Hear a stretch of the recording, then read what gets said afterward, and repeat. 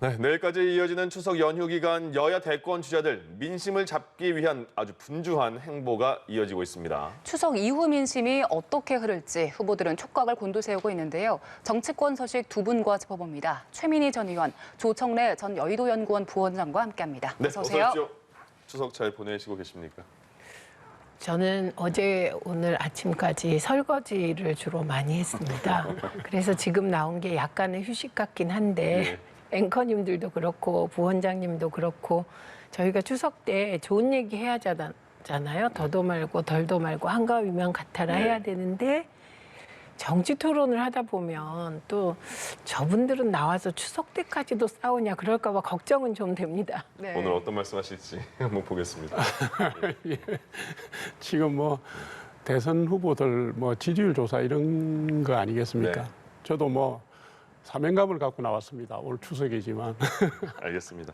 먼저 말씀하신 여론조사가 요새 많이 나오는데 가장 최근에 나왔던 여론조사 한번 살펴보겠습니다. 어제 저녁에 발표가 됐습니다.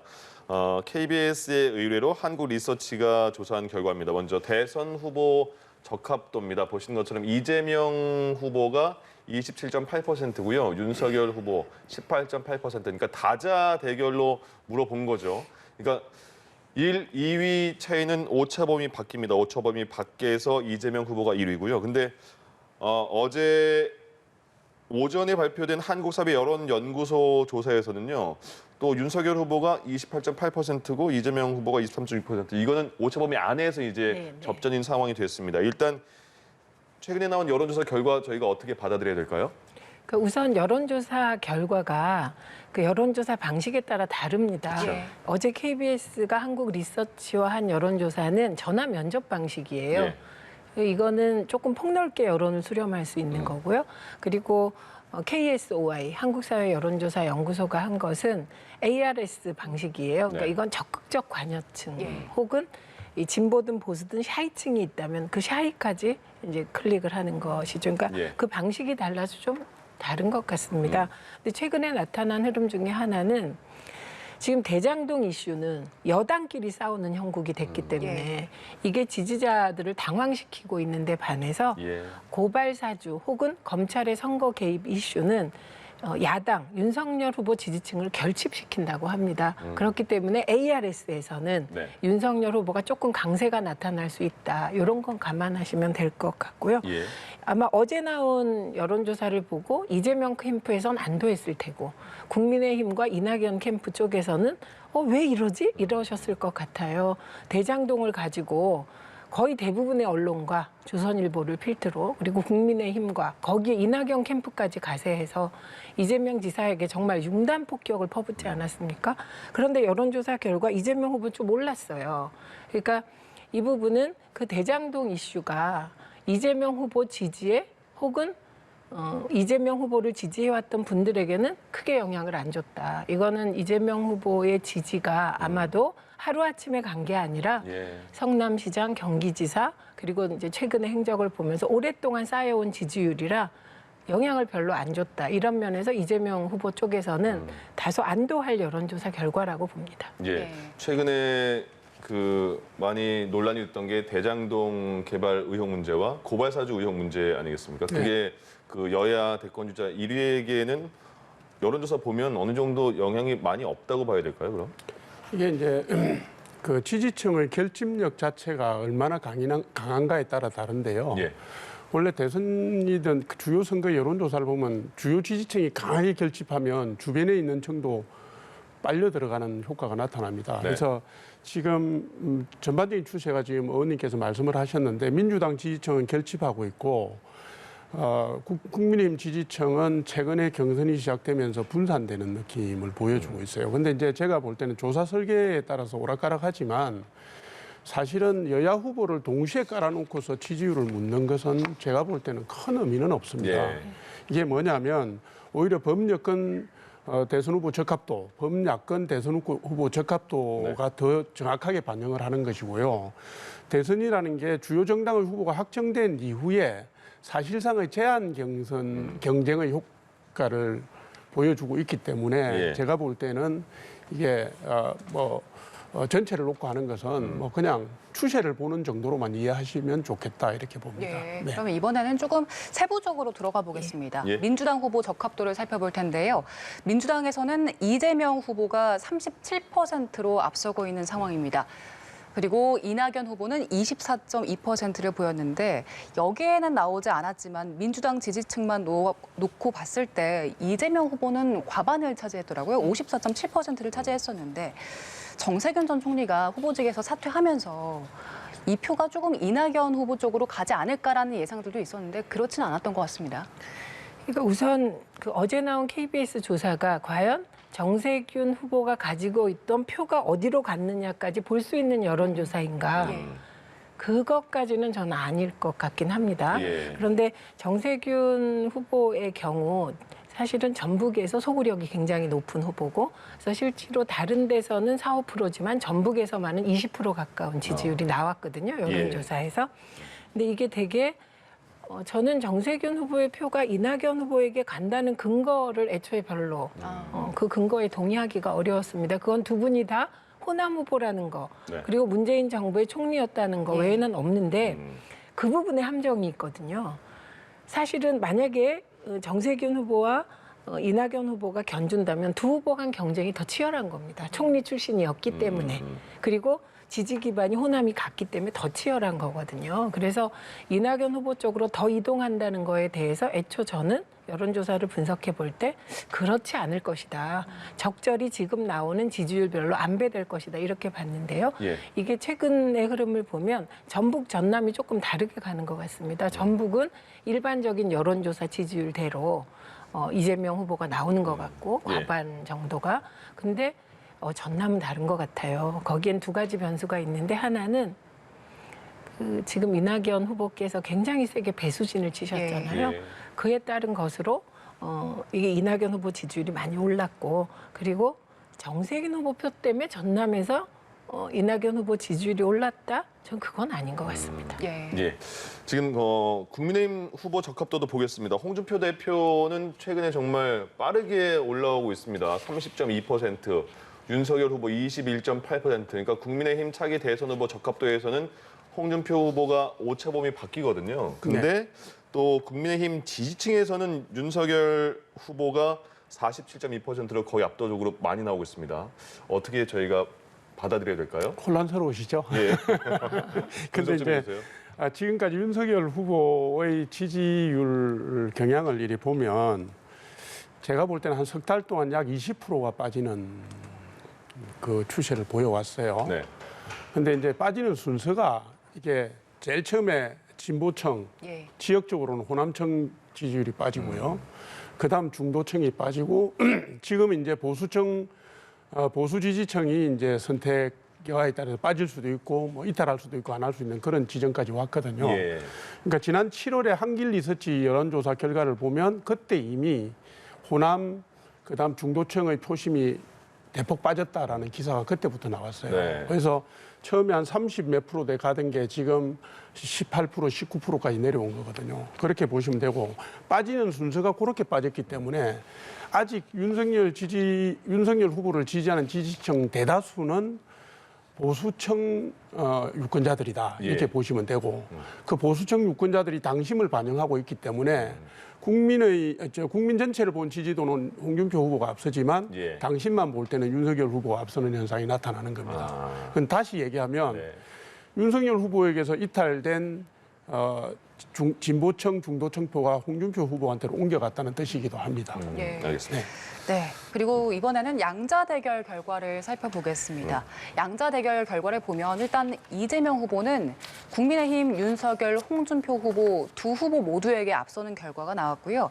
이낙연 후보와도 비교를 해봤습니다. 이낙연 후보는 두 후보와 오차범위 안에서 접전을 하고 있는데 결과를 살펴보면 네 후보 모두 좀 해볼 만하다라는 생각을 할 것 같은데 일단 이재명 후보는 크게 앞선 상황이긴 해요. 이 결과 어떻게 보셨습니까? 그러니까 우선 이 여론조사 의미가 없습니다. 저는 후보가 확정되기 전 여론조사는 얼마든지 흔들릴 수 있고 바뀔 수 있다. 그렇기 때문에 모두 해볼 수 있다. 이 점엔 동의를 하는데 이 여론조사 결과 때문에 뭐 해볼 만하다 그거에는 예. 좀 다른 생각입니다. 예. 예를 들면 이 여론조사대로라면 이재명 후보는 기분이 좋겠죠. 그리고 윤석열 후보는 기분이 나쁠 겁니다. 그러나 후보가 확정되지 않았기 때문에 그냥 기분만 좋고 나쁜 거지. 이 추세대로 간다는 보장은 없다. 예. 그냥 막 그 정도라고 봅니다. 그럼 저희가 양자 대결에서는 어떤 의미를 좀 찾아볼 수 있을까요? 사실 저는 이 양자 대결 여론조사는 안 해야 된다고 생각하는 쪽이에요. 이거는 의도가 들어가기가 쉬워요. 그러니까 지금 제가 보기에는 몇몇 여론조사 중에 굉장히 어이없는 여론조사가 나오는 경우가 있어요. 네. 그 경우는 완전 의도가 들어간 거고 이 양자 대결을 하는 이유는 흥미를 끌기 위해서 하는 겁니다. 이거 가만히 생각해보면 의미가 별로 없어요. 그러니까 그 후보가 결정된 이후에 여론조사가 진짜고요. 그리고 오히려 이런 것 때문에 밴드웨건 효과가 나타날 수도 있고 그래서 이거는 좋게 나온 후보는 기분이 좋겠지만 안 좋게 나온 후보는 이걸로 결정되는 것도 아닌데 기분 나쁘고 이게 무슨 의도가 있는 거 아니야?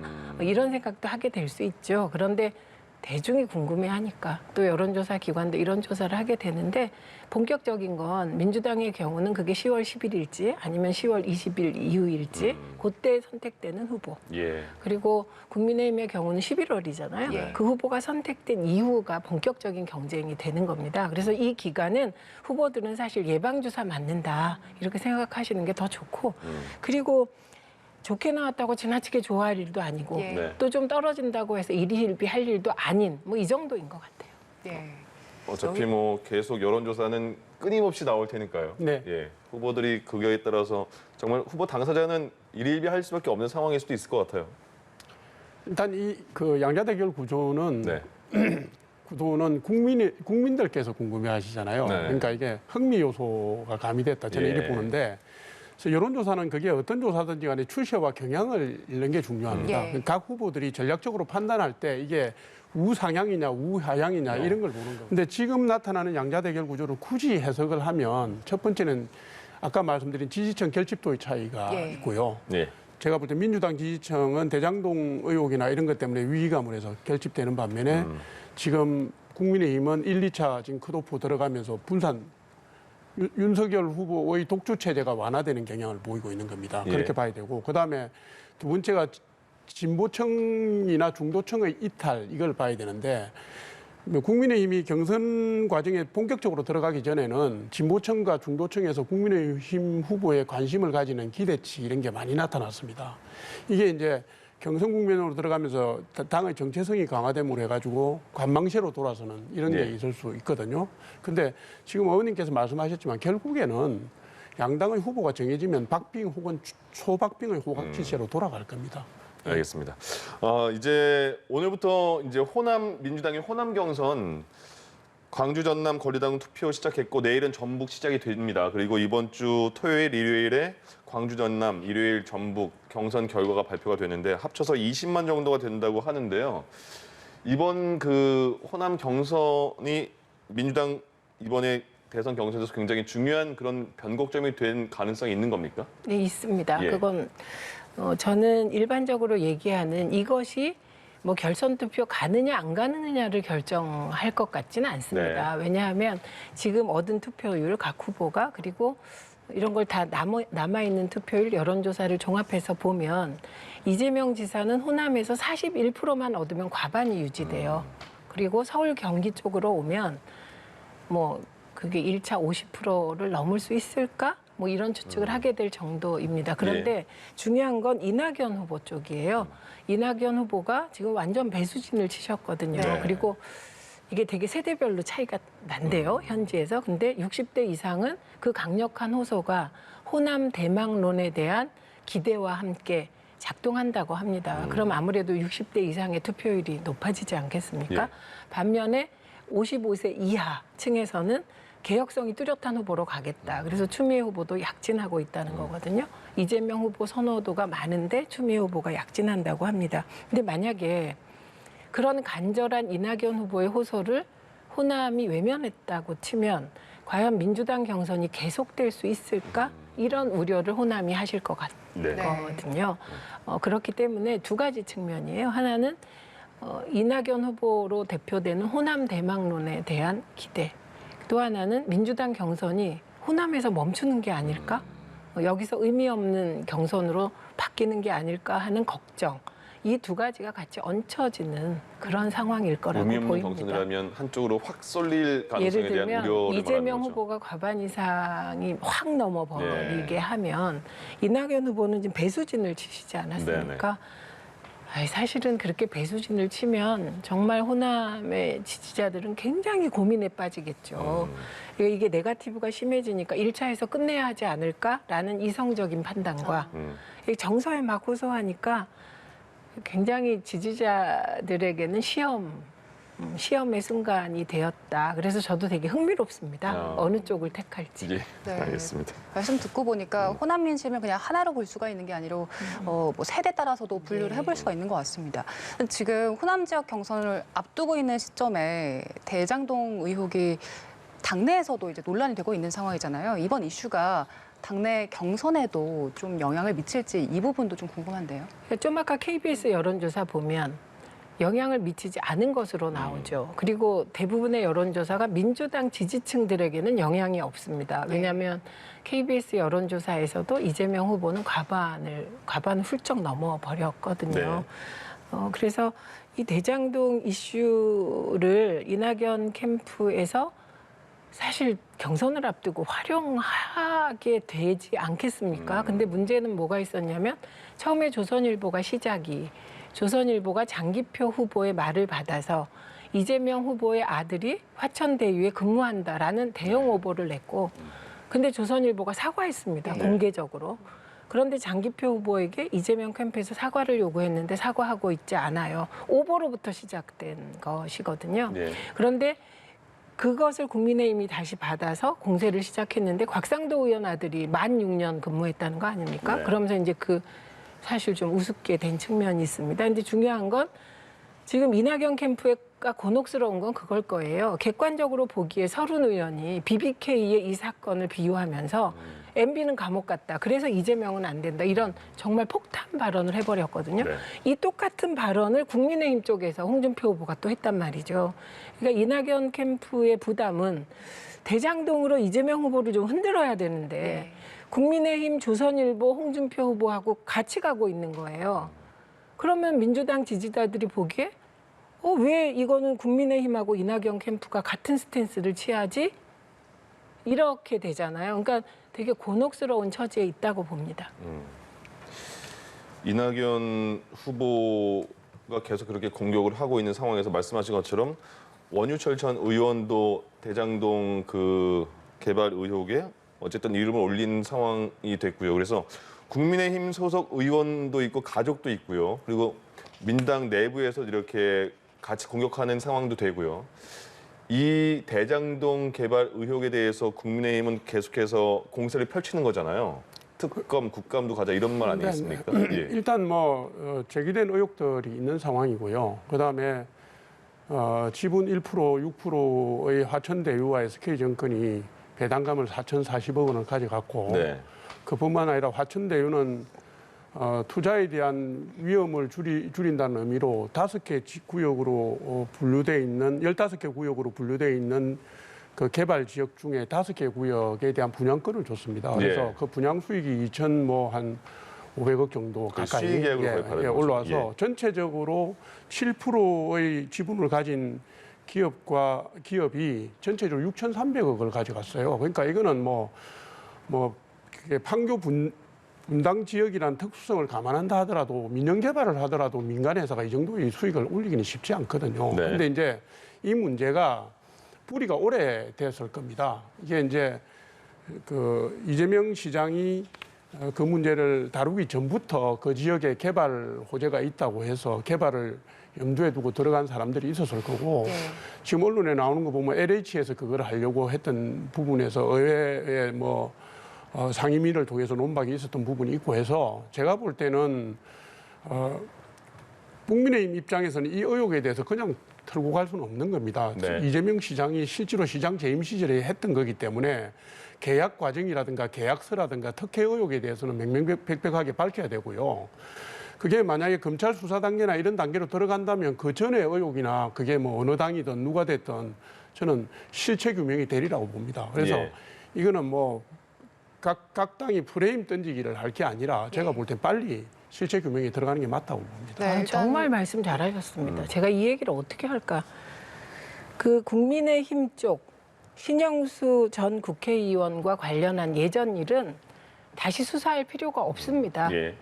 이재명 시장이 2010년에 시장에 당선된 이후 대장동과 관련하여 LH공사 쪽 돈 받은 사람, 그리고 신영수 전 국회의원의 동생, 그리고 판교 프로젝트 파이낸싱, 거기에 해당돼서 땅 가진 사람을 다 고발했습니다. 그래서 그 당시에 이미 6명이 구속됐고요. 예.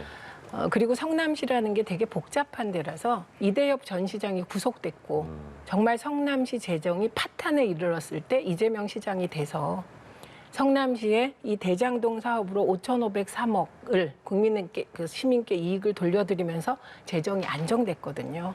그래서 성남시는 당시에 모라토리움을 선언할 만큼 힘든 상태였는데 이재명 시장이 각광받게 된 게 재정을 해결했기 때문인 것이거든요. 예. 그래서 한마디로 이 사업은 제가 SPC, AMC 얼마나 말이 어렵습니까? 그래갖고 이거 가지고 3일 동안 공부하다가 몸살까지 났는데요.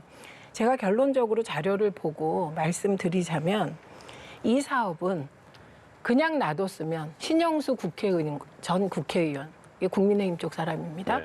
국회의원과 그 동생 그리고 지역의 토건 세력들에 의해서 모든 이익이 돌아갈 상황이었는데 그것을 이재명 후보가 처음에 공영 개발을 하려고 그랬는데 공영 개발을 할 여력이 안 되는 네. 거예요. 1조 5천억 원의 사업비가 필요했거든요.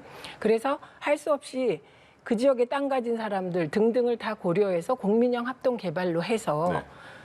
이건 비리 게이트를 막은 사건이고요. 이미 그때 고발해서 6명을 투옥시킨 그런 사건이고 오늘 예. 어제 예. 그제 화천대유의 대주주 김모 기자와 이성문 대표가 인터뷰를 했습니다. 이게 예. 3건이나 나와 있어요. 네. 그 사람들이 얘기하는 게 정말 이재명이 싫다예요. 이재명은 공산당이다 이런 주장을 하는 겁니다. 예.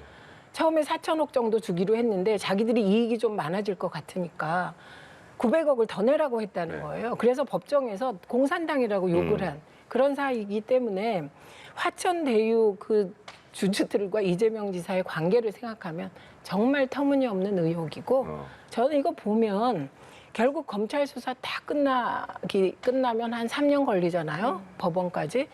그럼 이건 결국 이재명 후보의 파파미로 기록될 것이다. 제가 보니까 파도 잘한 것밖에 없어요. 이것은. 그래서 오히려 제 궁금증은 대장동에 누가 땅을 갖고 있었거나 지금도 갖고 있는지 그거 확인해야 됩니다. 자료를 보니까 정말 죄송하지만 나경원 전 대표 대장동 주변에 땅이 있었고요. 이왕구 전 대표 총리는 아들이 대장동에 땅이 있었더라고요. 신영수 전 국회의원 이분은 자신이 대장동에 땅을 가지고 있어요. 그런데 동생이 개발을 해요. 그리고 국회에서 LA 쪽 사람들을 압박해서 민영 개발로 가게 만듭니다. 예. 이거는 오히려 국민의힘 쪽 게이트다. 제가 자료를 보고 파면 그렇게 될 것이다.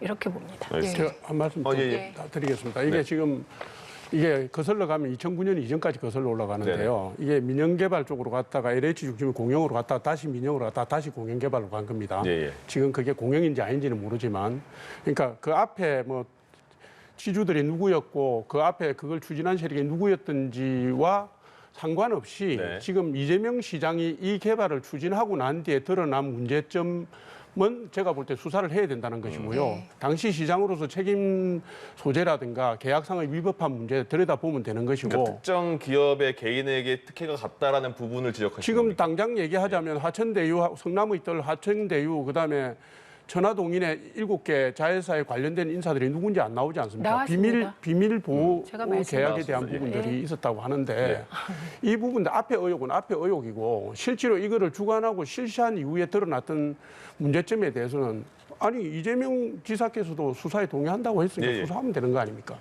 제가 화천대유 제가 대표도 드러났습니다. 동의한다고 말하더라고요. 네, 제가 말씀드릴게요. 지금 그러니까 의혹이 여러 측면에서 제기가 돼 왔습니다. 첫째는 이재명 지사 아들이 화천대유 근무한다. 그리고 이한주 경기연구원장이 이름이 이한주잖아요. 천화동인 몇 호에 이한성이라는 사람이 있더라. 그러니까 이한주가 이재명 최측근인데 비리에 관련됐다. 이런 보도가 나왔는데 이한주 원장은 외동아들이더라고요. 예. 그것도 가짜뉴스로 판명이 나요. 이런 식으로 여러 쟁점이 옮겨 다니다가 그 국민을 혹하게 한 게 있죠. 화천대유의 7명. 이 사람들이 부당이득을 취했는데 그 사람들 왜 안 밝히니? 그 안에 이재명 후보와 관련된 사람이 있을 것이다. KBS가 보도를 했죠. 네. 이게 누구냐면요. 천화동인 1호. 그게 김모 기자입니다. 천화동인 2호 아내입니다. 3호 또 친척이에요. 그리고 이런 식으로 그다음에 나머지 분들은 성남 판교 프로젝트 파이낸싱 금융 거기에 3명이 들어가 있는데 이 3명 중에 일부는 지주들인 거예요. 그러니까 다 드러납니다. 이렇게 하나하나. 그러면서 이 사람들이 화천대유의 대표와 대주주가 정말 이재명이 싫다. 정말 이런 사람 처음 봤다. 이러고 있는데도 계속 이렇게 이게 의혹이 사실이 아닌 것으로 밝혀지면 그건 우리가 정말 잘못 생각했다. 이런 게 아니라 이재명 지사 아들이 예. 화천대유에 근무 안 한다는 사실을 사과한 데가 딱 한 군데 있어요. 조선일보입니다. 조선일보. 나머지는 아무도 사과하고 있지 않아요. 예. 이건 대선 앞두고 아무리 막 던져도 그렇지. 제 팩트체크 다 했다니까요. 예. 알겠습니다. 일단은 경찰에서는 화천대유의 이모 씨 불러서 자금으로는 조사 중이고 만약에 불법적인 요소가 발견되면 수사로 전환할 방침이라고 밝혀놓은 상황이고요. 네. 저희 마지막으로 야권 이야기를 좀 해보겠습니다. 지금 대선 후보들이 요즘에 그 경선에 임하면서 SNS를 굉장히 잘 활용하더라고요. 네. 홍준표 후보가 어제 추석맞이 라이브 방송을 했는데 거기서 했던 이야기를 빌려오자면 자신이 대통령이 되면 문재인 정권에서 있었던 모든 민생 관련 부정부패를 1년 만에 깨끗이 청소하겠다. 이런 이야기를 했습니다. 이게 어떻게 들으면 평소 홍준표 후보다운 시원한 발언이었다라고도 볼 수 있겠지만 또 다른 쪽으로 보면 일종의 정치 보복을 선언했다 이렇게 읽힐 수도 있을 것 같아서요. 전 정권의 적폐 부분을 1년 만에 깨끗이 정리하겠다고 한 것은 대선 후보의 의지 표명이죠. 실질적으로 1년 만에 가능할지는 뭐 저도 의문이고요. 이거는 제가 볼 때 지금 정권 교체를 주장하는 국민의힘 후보가 문재인 정권이 보여줬던 뭐 실정이나 무능이나 뭐 혹은 민생이나 국정의 비정상적인 부분들을 빠른 시일 내에 회복하겠다는 대국민 약속의 일환이지 이게 예. 무슨 뭐 정치 보복으로 해석될 그건 너무 나간 거고요. 예. 제가 볼 때는 지금 8분의 국민의힘 후보가 문재인 정권으로 인한 여러 가지 비정상적 상태를 정상으로 돌리기 위한 예. 공약을 하고 있잖아요. 그러니까 선명성 경쟁도 좀 있을 수 있고 예. 그렇게 봐주시면 되겠습니다. 정치 보복이라는 표현은 언론의 과한 해석일까요? 그러니까 잘못했다는 말씀을 저렇게 하시는 거예요. 그러니까 저 발언은 정치 보복으로 언론이 해석할 수 있는 발언이죠. 근데 보복 못 하시겠죠, 뭐. 저는 뭐 가능성이 낮다고 생각합니다. 근데 저 발언이 나온 배경은 보실 필요가 있는데 예. 참 신기한 일은 문재인 대통령 지지율이 40%에서 45% 혹은 아무리 떨어져도 37%예요. 정말 있을 수 없는 거죠. 국민의힘 쪽이 보기에. 그 가장 큰 이유가 뭐냐. 역대 대선 쭉 보십시오. 그러면 박근혜 전 대통령은 최순실이라는 강남 아줌마와 권력을 쉐어해서 감옥 갔어요. 탄핵도 당했어요. 그리고 다 비리가 있습니다. MB는 본인 비리도 있었지만 이상득 그리고 그 주변 측근 비리가 다 있는데 유일하게 지금 그런 비리, 측근이나 친인척 비리가 없는 게 문재인 대통령이세요.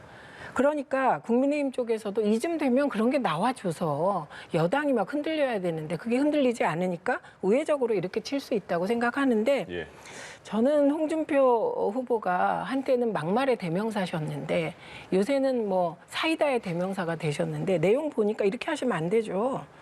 이재명 후보에게 사퇴할 일이 아니라 감옥에 갈 일이라고 이렇게 말씀하시면 안 됩니다. 지금까지 제가 본 자료에 따르면 이재명 후보는 1원이라도 받았으면 모든 거 그만두겠다. 네. 그런 말을 할 정도로 난 떳떳하다 이런 거거든요. 그런데 자료도 안 보시고 이런 곤란하죠. 그럼 거꾸로 제가 홍준표 후보는 돌아가신 성완종 그 기업인에게 돈 받았다고 문제가 됐습니다. 1심에서 예. 유죄 받았는데 2심에서 무죄 받았어요. 저는 그거 다시 수사해야 된다고 생각합니다. 그럼 그건 감옥 갈 일입니다. 이렇게 말하면 되겠습니까? 예, 알겠습니다.